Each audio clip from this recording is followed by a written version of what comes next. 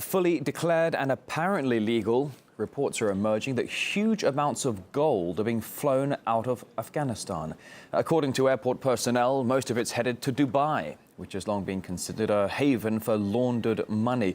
For more on this, we can now cross to Kabul and speak to Dawul Sultanzoy, a political analyst, a former Afghan MP. A pleasure to see you today. Thanks for coming on. For years, suitcases of cash and Western currencies have been taken by people out of Afghanistan. We're talking several $1 billion annually. Now it seems gold is also on the way out, apparently perhaps illegally. It all seems a bit murky. Can you just try and clear it up for us? What exactly is going on with Afghanistan's gold? Well, actually, when the dollar was fleeing, the government of Afghanistan and the U.S. and others were paying attention to that. And naturally, when you're trying to stem one thing from flowing away, there will be other ways of doing it. And naturally, gold is being used not only in lieu of dollars leaving Afghanistan, but also it's a very, very interesting change for money launderers, for drug smugglers.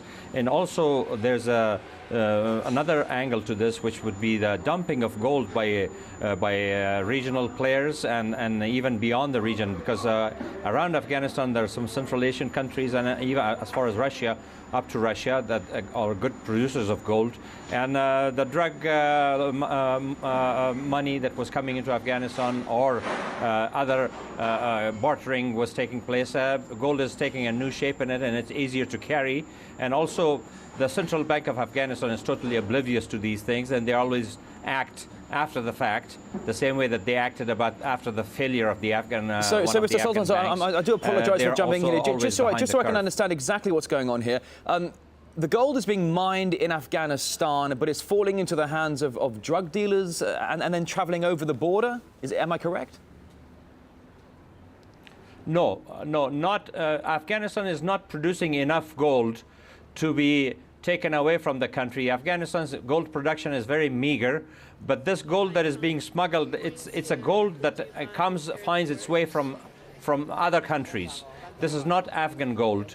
Most of this gold is coming from other countries in the shape of payments for drug money, also arms dealings and other money laundering schemes that are going on, and gold dumping also. And not only Dubai, but also India is also another destination for gold. No one knows how much gold is going to India, because India is a big consumer of gold also. This is just one avenue that they have discovered. There are many other places that gold will go, including India and Iran.